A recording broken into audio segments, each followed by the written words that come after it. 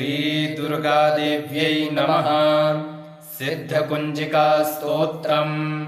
शिव उवाच शृणुदेवि प्रवक्ष्यामि कुञ्जिकास्तोत्रमुत्तमम्। येन मन्त्रप्रभावेण चण्डीजापः शुभो भवेत्। न कवचं नार्गलास्तोत्रम् कीलकं न रहस्यकम्। न सूक्तं नापि ध्यानं च न न्यासो न च वार्चनम्। कुञ्जिकापाठमात्रेण दुर्गापाठफलं लभेत्। अतिगुह्यतरं देवी देवानामपि दुर्लभम्। गोपनीयं प्रयत्नेन स्वयोनिरिव पार्वती। मारणं मोहनं वश्यं स्तम्भनोच्चाटनादिकम्। पाठमात्रेण संसिद्ध्येत् कुञ्जिकास्तोत्रमुत्तमम्। अथ मन्त्रः।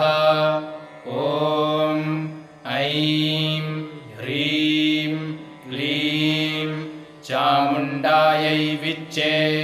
ॐ ग्लौं हुं क्लीं जूं सः ज्वालय ज्वालय ज्वल ज्वल प्रज्वल प्रज्वल।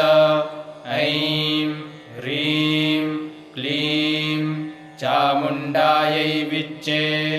ज्वल हं सं लं छं फट् स्वाहा।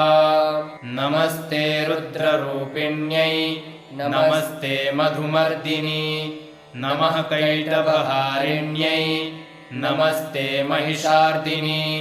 नमस्ते शुम्भहन्त्र्यै च निशुम्भासुरघातिनी। जाग्रतं हि महादेवी जपं सिद्धं कुरुष्व मे। ऐङ्कारी सृष्टिरूपायै ह्रीङ्कारी प्रतिपालिका। क्लीङ्कारी कामरूपिण्यै बीजरूपे नमोऽस्तु ते। चामुण्डा चण्डघाती च यैकारी वरदायिनी। विच्चे चाभयदा नित्यं नमस्ते मन्त्ररूपिणी। धां धीं धूं धूर्जटे पत्नी। वां वीं वूं वागधीश्वरी। क्रां क्रीं क्रूं कालिका देवी। शां शीं शूं मे शुभं कुरु। हुं हुं हुंकाररूपिण्यै जं जं जं जम्भनादिनी। भ्रां ह्रीं भ्रूं भैरवी भद्रे भवान्यै ते नमो नमः। अं कं चं टं तं पं यं शं ह्रीं दुं ऐं ह्रीं हं क्षं। धिजाग्रं धिजाग्रं त्रोटय त्रोटय। दीप्तं कुरु कुरु स्वाहा। पां पीं पूं पार्वती पूर्णा। खां खीं खूं खेचरी तथा। सां सीं सूं सप्तशती देव्या मन्त्रसिद्धिं कुरुष्व मे। इदं तु कुञ्जिकास्तोत्रम् मन्त्रजागर्ति हेतवे। अभक्तेनैव दातव्यं गोपितं रक्ष पार्वती। यस्तु कुञ्जिकया देवी हीनां सप्तशतीं पठेत् न तस्य जायते सिद्धि ररण्ये रोदनं यथा। शिव उवाच शृणुदेवि प्रवक्ष्यामि कुञ्जिकास्तोत्रमुत्तमम्। येन मन्त्रप्रभावेण चण्डीजापः शुभो भवेत्। न कवचं नार्गलास्तोत्रम् कीलकं न रहस्यकम्। न सूक्तं नापि ध्यानं च न न्यासो न च वार्चनम्। कुञ्जिकापाठमात्रेण दुर्गापाठफलं लभेत्। अतिगुह्यतरं देवी देवानामपि दुर्लभम्। गोपनीयं प्रयत्नेन स्वयोनिरिव पार्वती। मारणं मोहनं वश्यं स्तम्भनोच्चाटनादिकम्। पाठमात्रेण संसिद्ध्येत् कुञ्जिकास्तोत्रमुत्तमम्। अथ मन्त्रः। ॐ ऐं ह्रीं क्लीं चामुण्डायै विच्चे।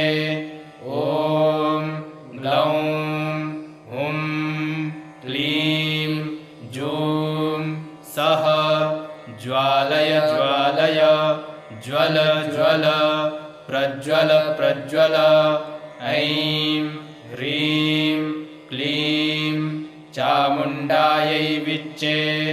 ज्वल हं सं लं छं फट् स्वाहा। नमस्ते रुद्ररूपिण्यै नमस्ते मधुमर्दिनी नमः कैटभहारिण्यै नमस्ते महिषार्दिनी नमस्ते शुम्भहन्त्र्यै च निशुम्भासुरघातिनी। जाग्रतं हि महादेवी जपं सिद्धं कुरुष्व मे।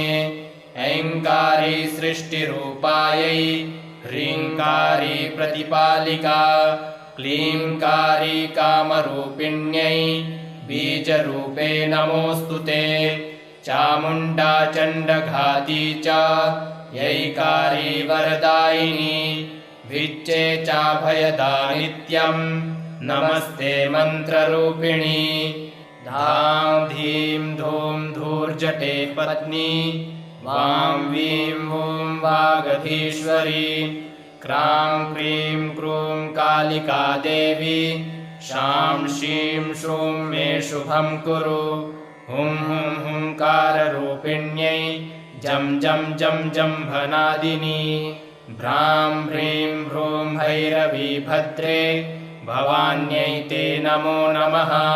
अं कं चं टं तं पं यं शं वीं दूं ऐं वीं हं क्षं धिजाग्रं धिजाग्रं त्रोटय त्रोटय। दीप्तं कुरु कुरु स्वाहा। पां पीं पूं पार्वती पूर्णा खां खीं खूं खेचरी तथा। सां सीं सूं सप्तशती देव्या मन्त्रसिद्धिं कुरुष्व मे। इदं तु कुञ्जिकास्तोत्रं मन्त्रजागर्ति हेतवे। अभक्तेनैव दातव्यं गोपितं रक्ष पार्वती। यस्तु कुञ्जिकया देवी हीनां सप्तशतीं पठेत् न तस्य जायते सिद्धि ररण्ये रोदनं यथा। शिव उवाच शृणु देवि प्रवक्ष्यामि कुञ्जिकास्तोत्रमुत्तमम्। येन मन्त्रप्रभावेण चण्डी जापः शुभो भवेत्। न कवचं नार्गलास्तोत्रं कीलकं न रहस्यकं न सूक्तं नापि ध्यानं च न न्यासो न च वार्चनम्। कुञ्जिकापाठमात्रेण दुर्गापाठफलं लभेत्। अतिगुह्यतरं देवी देवानामपि दुर्लभम्। गोपनीयं प्रयत्नेन स्वयोनिरिव पार्वती।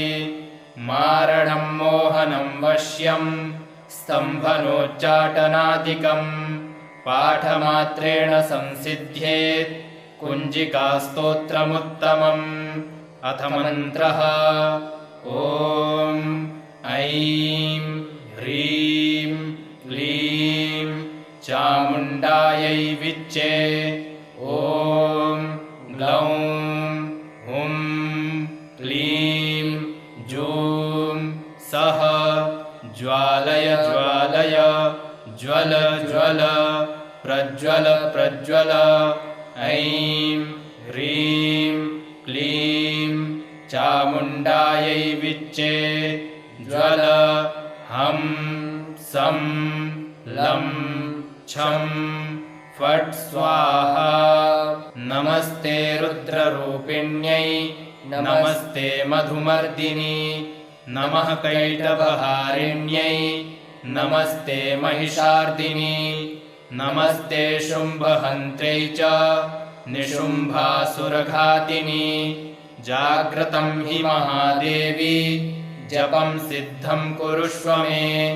ऐङ्कारी सृष्टिरूपायै ह्रीङ्कारी प्रतिपालिका क्लीङ्कारी कामरूपिण्यै बीजरूपे नमोऽस्तु ते। चामुण्डा चण्डघाती च यैकारी वरदायिनी विच्चे चाभयदा नित्यं नमस्ते मन्त्ररूपिणी। धां धीं धूं धूर्जटे पत्नी वां वीं वूं वागधीश्वरी क्रां क्रीं क्रूं कालिका देवी शां शीं शूं मे शुभं कुरु। हुं हुं हुंकाररूपिण्यै जं जं जं जम्भनादिनी भ्रां ह्रीं भ्रूं भैरवी भद्रे भवान्यै ते नमो नमः। अं कं चं टं तं पं यं शं वीं दुं ऐं वीं हं क्षं धिजाग्रं धिजाग्रं त्रोटय त्रोटय दीप्तं कुरु कुरु स्वाहा। पां पीं पूं पार्वती पूर्णा खां खीं खूं खेचरी तथा सां सीं सूं सप्तशती देव्या मन्त्रसिद्धिं कुरुष्व मे।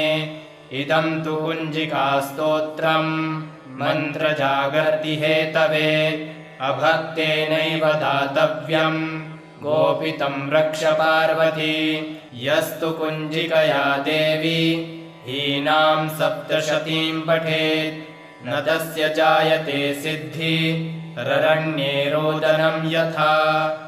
शिव उवाच शृणु देवि प्रवक्ष्यामि कुञ्जिकास्तोत्रमुत्तमम् येन मन्त्रप्रभावेण चण्डीजापः शुभो भवेत्। न कवचं नार्गलास्तोत्रं कीलकं न रहस्यकं न सूक्तं नापि ध्यानं च न न्यासो न च वार्चनम्। कुञ्जिकापाठमात्रेण दुर्गापाठफलं लभेत्। अतिगुह्यतरं देवी देवानामपि दुर्लभम् गोपनीयं प्रयत्नेन स्वयोनिरिव पार्वती।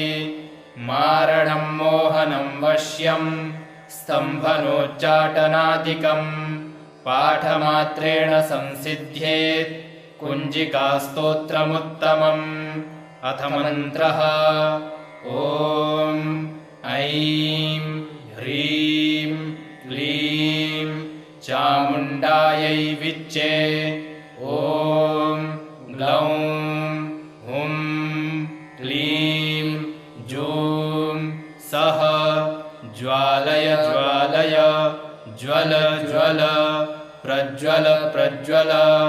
ऐं ह्रीं क्लीं चामुण्डायै विच्चे ज्वल हं सं लं छं फट् स्वाहा।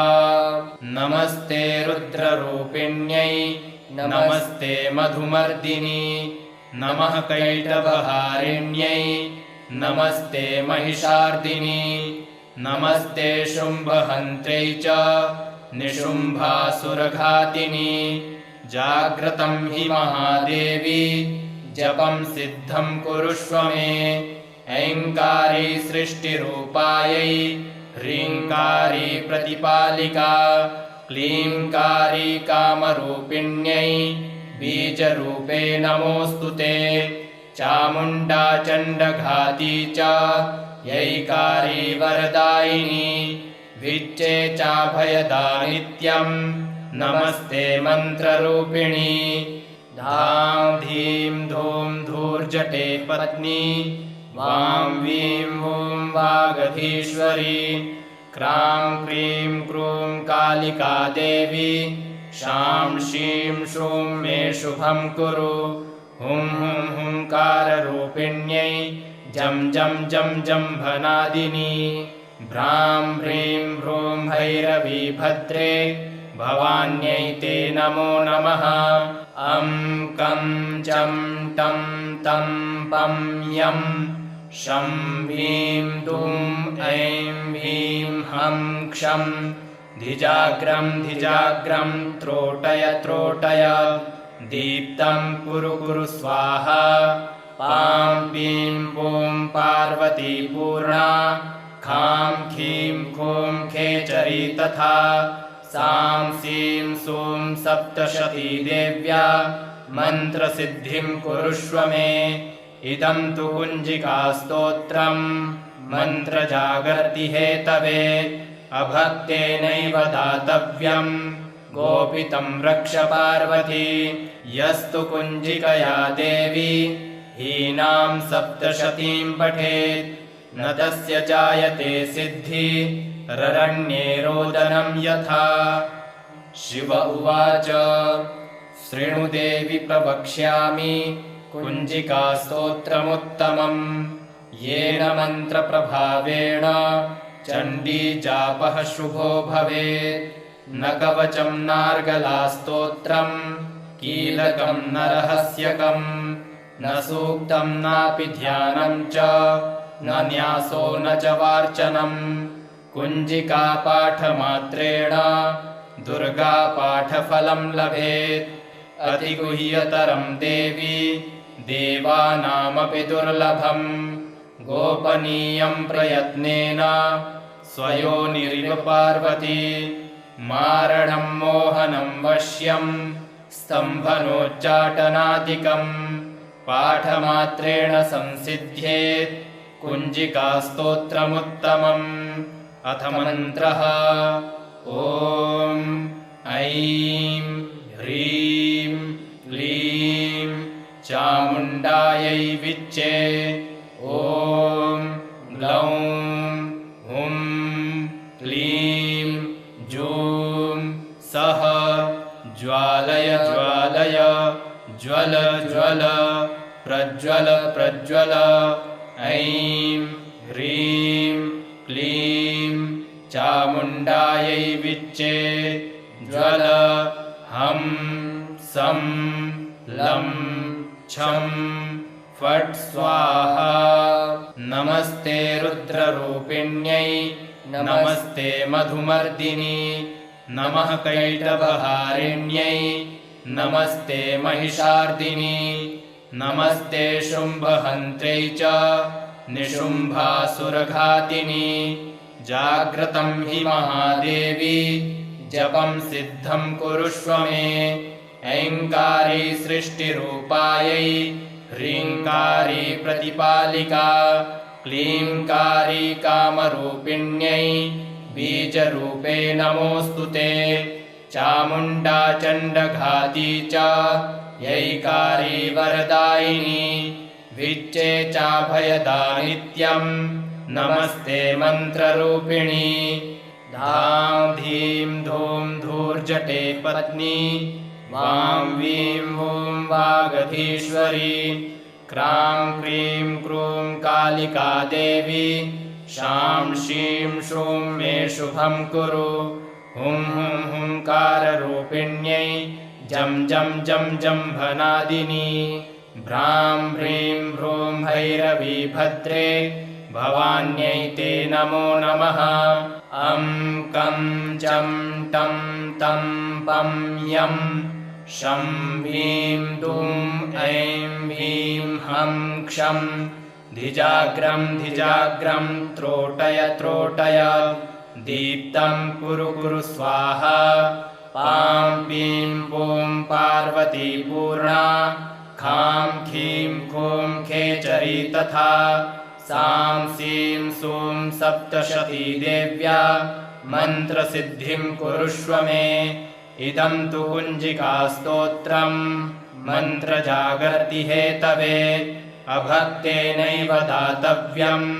गोपितं रक्ष पार्वती यस्तु कुञ्जिकया देवी हीनां सप्तशतीं पठेत् न तस्य जायते सिद्धि ररण्ये रोदनं यथा।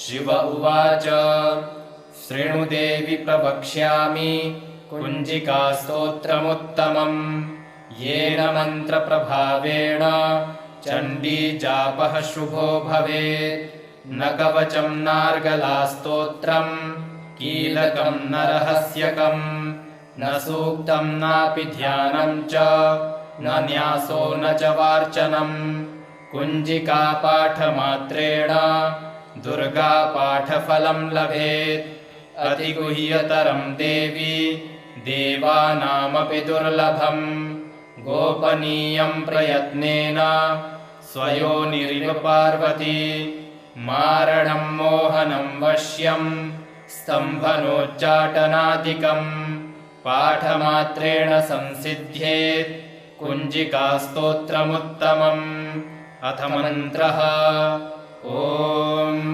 ऐं ह्रीं क्लीं चामुण्डायै विच्चे ॐ ग्लौं हुं क्लीं जूं सः ज्वालय ज्वालय ज्वल ज्वल प्रज्वल प्रज्वल ऐं ह्रीं क्लीं चामुण्डायै विच्चे ज्वल हं सं लं छं फट् स्वाहा नमस्ते रुद्ररूपिण्यै नमस्ते मधुमर्दिनी नमः कैटभहारिण्यै नमस्ते महिषार्दिनी नमस्ते शुम्भहन्त्रै च निशुम्भासुरघातिनी जाग्रतं हि महादेवी जपं सिद्धं कुरुष्व मे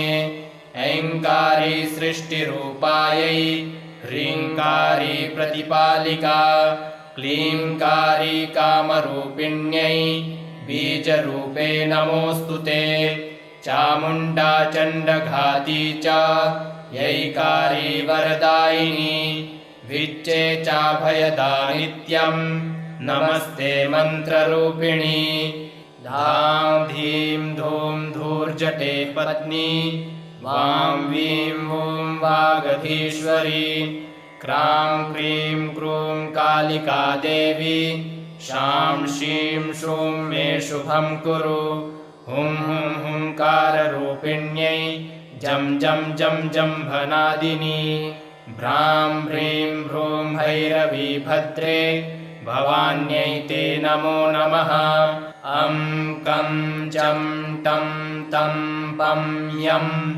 शं ह्रीं दुं ऐं ह्रीं हं क्षं धिजाग्रं धिजाग्रं त्रोटय त्रोटय दीप्तं कुरु कुरु स्वाहा पां पीं पूं पार्वती पूर्णा खां खीं खूं खेचरी तथा सां सीं सूं सप्तशती देव्या मन्त्रसिद्धिं कुरुष्व मे इदं तु कुञ्जिकास्तोत्रम् मन्त्रजागर्ति हेतवे अभक्तेनैव दातव्यम् गोपितं रक्ष पार्वती यस्तु कुञ्जिकया देवी हीनां सप्तशतीं पठेत् न तस्य जायते सिद्धि ररण्ये रोदनं यथा शिव उवाच शृणु देवि प्रवक्ष्यामि कुञ्जिकास्तोत्रमुत्तमम्